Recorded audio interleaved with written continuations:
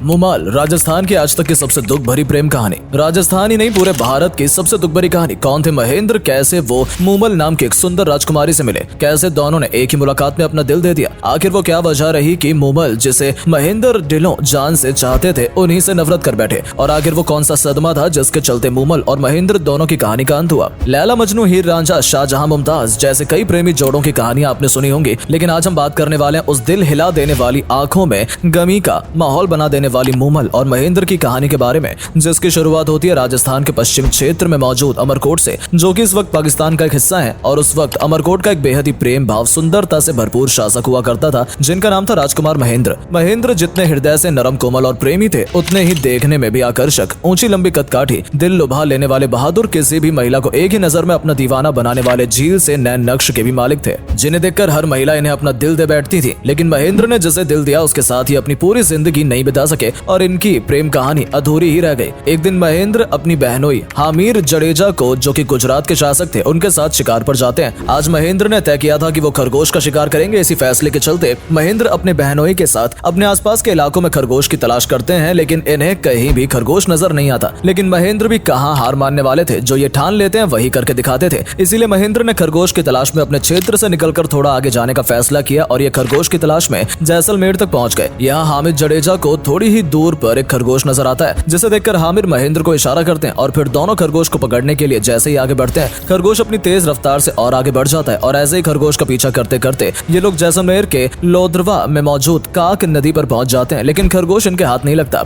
अब ये दोनों भी थकार कर एक पेड़ के नीचे आराम करने लगते हैं। सूरज अपनी रोशनी खो रहा था, दिन ढलने वाला था और महेंद्र का महल यहाँ से काफी दूर था। ये लोग रास्ता भटक गए थे, इसीलिए ये दोनों आज रात इसी इलाके में ठहरने का फैसला करते हैं। जब आसपास के इलाके में कोई रुकने की जगह ढूंढते हैं तो इनकी नजर पड़ती है कुछ दूर शानदार खड़े महल पर, जो कि लोधरवा की राजकुमारी मुमल का था। राजकुमारी मुमल खूबसूरती की मिसाल कही जाती थी, जिनकी झील सी आंखें, प्यारी सी मुस्कान और लहराती चाल हर किसी को अपना दीवाना बना लेती थी। ये दोनों महल के अंदर जाते हैं तो देखते हैं कि महल में चारों तरफ फूल ही फूल और सेवकों की तैनाती है। महेंद्र सेवकों को अपना परिचय देते हैं और बताते हैं कि वो अमरकोट के राजकुमार हैं और अपने बहनोई के बारे में भी बताते हैं। साथ ही कहते हैं कि क्या आज रात हम यहाँ ठहर सकते हैं। महल के सेवक इन दोनों को अंदर बुलाते हैं और इनके विश्राम से लेकर खान पान का भी इंतजाम किया जाता है। जब मुमल को मेहमानों के बारे में पता चलता है तो वो सेवक के जरिए मिलने का संदेश इनके पास भेजती हैं और कहा जाता है कि राजकुमारी मुमल आप लोगों से मिलना चाहती हैं। लेकिन अलग अलग ये सुनकर महेंद्र बड़े होने के नाते हामिर को पहले भेजते हैं, और जब हामिर मुमल के कक्ष के रास्ते पर चलता है तो इसे रास्ता बहुत ही डरावना और विचित्र लगता है और कक्ष के सामने बाघ,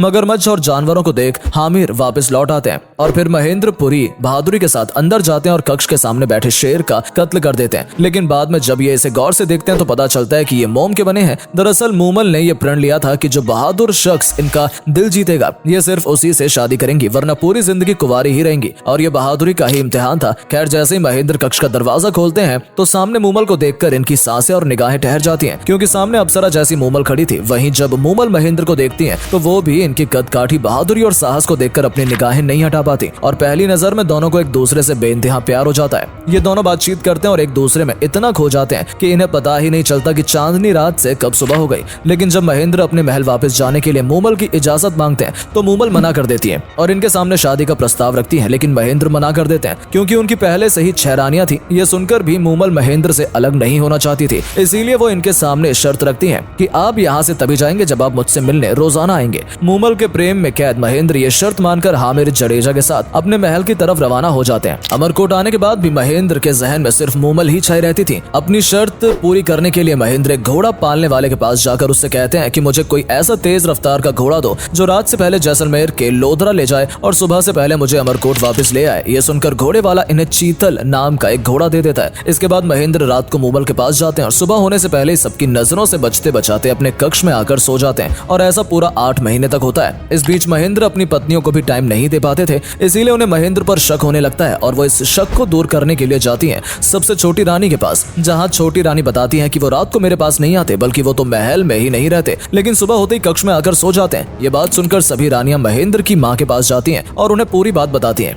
महेंद्र की माँ छोटी बहू से पूछती है कि जब महेंद्र घर आता है तो किस हालत में होता है। इस पर छोटी रानी बताती है वो थके हारे और गीले होते हैं। महेंद्र की माँ छोटी बहू से कहती है कि जब महेंद्र घर वापस आए तो उसके गीले बालों में चिपका पानी तुम मुझे लाकर दिखाना। छोटी रानी भी ऐसा ही करती है और महेंद्र के बालों से थोड़ा थोड़ा पानी इकट्ठा कर जब अपनी सास को देती है तो वो तुरंत चक्कर बताती है कि ये काक नदी का है, और फिर महेंद्र की माँ को सब सब बात पता चल जाती है कि महेंद्र कहीं और नहीं बल्कि काक नदी के किनारे मौजूद महल में मूमल राजकुमारी के पास ही जाते हैं। ये बात जब महेंद्र की रानियों को पता चलती है तो वो गुस्से से आग बबूला हो जाती हैं और एक षड्यंत्र रचती हैं। सब प्लान बनाती हैं कि जिस घोड़े से महेंद्र मूमल के पास जाते हैं उसे ही हम मार देंगे और ऐसा ही होता है। ये सभी रानियां घोड़े को जहर दे देती हैं। घोड़े की मौत की खबर सुनते ही महेंद्र बहुत ज्यादा परेशान होते हैं क्योंकि अब उन्हें चिंता सता रही थी कि वो बिना घोड़े के कैसे रात में मूमल के पास जाएंगे और फिर वो वक्त पर सुबह जल्दी कैसे आएंगे। इसी चिंता में महेंद्र फिर से उसी घोड़े वाले के पास जाते हैं और उसी तेज रफ्तार घोड़े की मांग करता है। इस पर घोड़े वाला बताता है कि हमारे पास उस जैसा घोड़ा तो नहीं है लेकिन उससे थोड़ी कम रफ्तार की घोड़ी आपके लिए मिल जाएगी जो आपको वक्त से पहले आपके ठिकाने पर पहुंचा देगी। ये घोड़े वाला महेंद्र को एक और बात बताता है कि इस घोड़ी को अगर आपने भूल से भी चाबुक मारा तो ये आपको रास्ता भटका देगी। ये शर्त स्वीकार कर महेंद्र इस घोड़ी को अपने साथ ले जाते हैं और अमरकोट से लोदरवा का सफर तय करते हैं। महेंद्र जल्दबाजी में घोड़ी पर चाबुक मार देते हैं जिसके बाद ये घोड़ी रेगिस्तान में इन्हें रास्ता भटका देती है। वहीं लोदरवा के महल में मूमल राजकुमारी महेंद्र का पलकें बिछाए इंतजार कर रही होती है लेकिन तभी इनकी बहन पुरुष की पोशाक पहने इनके पास आकर मस्ती मजाक करने लगती है और इसी हालत में मूमल के पास सो जाती है। और जब महेंद्र जैसे तैसे मूमल के महल में पहुंचते हैं तो कक्ष में प्रवेश करते ही वो दंग रह जाते हैं क्योंकि महेंद्र मूमल के पास एक पुरुष को लेटा हुआ पाते हैं जबकि वो पुरुष के कपड़ों में उनकी बहन थी। ये देखकर महेंद्र के हाथ से चाबुक छूट जाता है और वो गुस्से में बिना मिले अपने महल में पहुंच जाते हैं। जब मूमल की आंख खुलती है तो वो दरवाजे पर महेंद्र का पड़ा चाबुक देख समझती है कि महेंद्र आए थे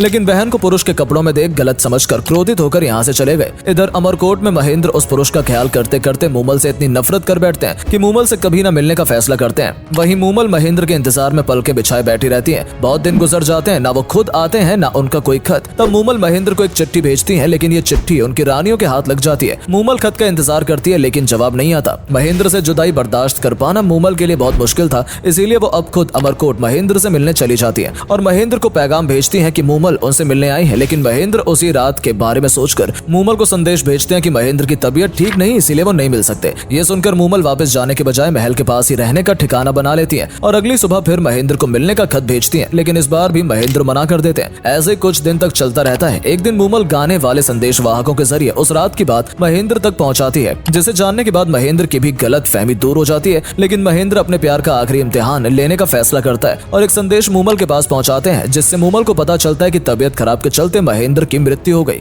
इस बात का सदमा और अपने प्यार की जुदाई मूमल बर्दाश्त नहीं कर पाती और यहीं इनकी मृत्यु हो जाती है। यह खबर जब महेंद्र को लगती है तो वो भी दीन दुनिया को भूल बैठते हैं और अपना होश पूरी तरह से खो देते हैं और कुछ दिन बाद इनकी भी मृत्यु हो जाती है और ये प्रेम कहानी अधूरी रह जाती है। दोस्तों, आपको ये कहानी कैसी लगी कमेंट में बताएं। अब आप हमें बताइए कि आपको ये वीडियो कैसी लगी। अगर अच्छी लगी हो तो इसे लाइक और अपने दोस्तों के साथ शेयर जरूर करें। साथ ही अगर हमारे चैनल पर नए हैं या इससे पहली बार जुड़े हैं तो इसे सब्सक्राइब करना ना भूलें। ऐसे ही नॉलेजेबल वीडियोस पाने के लिए बेल आइकन को प्रेस भी कर लें। मिलते हैं आपसे अगली वीडियो में, तब तक के लिए bye bye and take care.